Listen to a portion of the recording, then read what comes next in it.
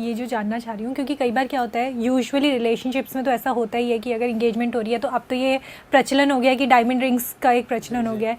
तो जब हम डायमंड पहन रहे हैं और मुझे नहीं पता कि वीनस की पोजीशन क्या है, मुझे उसके हिसाब से पहनना है नहीं पहनना है, मेरी कुंडली के लिए सही है भी या नहीं है, लेकिन क्योंकि वो इंगेजमेंट रिंग है तो लोग उसको पहन लेते हैं। उस केस में रिजल्ट आते हैं नहीं आते हैं, पहनना चाहिए नहीं पहनना चाहिए, क्या ये पूरा का पूरा कॉन्सेप्ट क्या रहता है? देखिए मैं आपको बताता हूँ, रत्न चाहे धारण करें या ना करें, आपके पास भी होगा ना तो वो अपना असर दिखाएगा। अच्छा।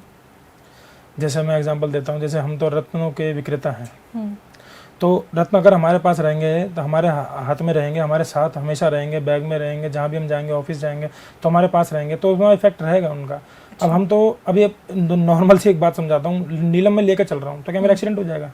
इतने सारे नीलम लेकर चल रहा हूँ मैं, क्या मुझे कोई मार देगा? रीजन यही क्लैरिफाई होगा कि धारण नहीं हुआ अभी तक ये हमें। अच्छा।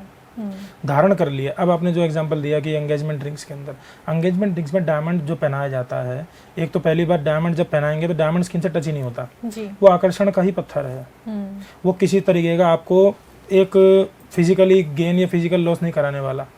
हाँ, मेल्स के अंदर खासकर डायमंड लॉस और गेन करा सकता है। अच्छा, चाहे वो टच नहीं भी, चाहे वो टच करे या ना करे। अच्छा। करा सकता है। अच्छा। इसके बहुत से एग्जाम्पल हमने देखे हैं, कभी आप स्टडी भी कर सकते हैं। जैसे हमारा वज्रमणि थी जो कोहिनूर जिसे आप कहते हैं, उसमें आप एग्जाम्पल देखिए कि वो एक स्त्री के हाथ से ही निकल के एंड में स्त्री के पास ही गया।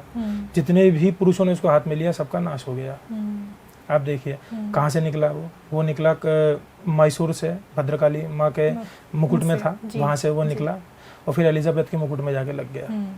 और बीच में कितने राजाओं ने, कितने बादशाहों ने उसको धारण करा, सब खत्म, मूल समेत खत्म हो गए, वो जनरेशन गायब हो गई उनकी। तो ये है एक, क्योंकि शुक्र में एक ही ताकत है, शुक्र के रत्न में वज्रमणि जो जिसे हम डायमंड कहते हैं, इसमें एक ही ताकत है कि ये लेडीज को बहुत जल्दी सूट हो जाता है। अच्छा। पुरुषों को जल्दी सूट नहीं होता, इसलिए पुरुषों को ओपल पहना देते हैं लोग। क्या आप ओपल पहन लीजिए। तो जिन भी लेडीज को अपना लक इनहैंस करना है उनको ये पहन लेना चाहिए। कह सकते हैं आप, ये डायमंड उनको लेडीज पहन सकते हैं डायमंड। देखिए बेसिक तो यही है कि हम अगर कुंडली एनालिसिस कर लें कि हमें डायमंड सूट करेगा नहीं करेगा, पर डायमंड ज्वेलरी इस तरीके से डिजाइन होती है कि डायमंड उसमें टच भी नहीं करता और आकर्षण का काम करता है। और देखिए मैं तो इतना ज्ञानी नहीं हूँ, पर 90% 99% लेडीज़ आकर्षण चाहिए सबको, चाहे लेडीज़ हो या पुरुष हो, सबको आकर्षण चाहिए। और एक बार आकर्षण हो गया तो फिर अच्छी बात है, क्योंकि ध्यान बंटवाना है हर किसी को कि मेरी तरफ ध्यान फोकस हो सबका, तो डायमंड उसमें बहुत अच्छा काम करता है। पुरुषों के लिए डायमंड थोड़ा सा मैं ये कहूँगा कि कुछ हर्डल्स खड़े कर देता है वो जीवन में इंसान के, जो कि नहीं होनी चाहिए। समय के हिसाब से, आश्रम के, जिस आश्रम में वो जी रहा है, जैसे एग्जाम्पल वो गृहस्थ आश्रम में जी रहा है तो ठीक है, अब वो चारागी में या फिर वो छोटा है उम्र में, ब्रह्मचार्य आश्रम में है, तो वो डायमंड पहनेगा तो वो तुरंत गृहस्थ की तरफ घूमने की कोशिश करेगा।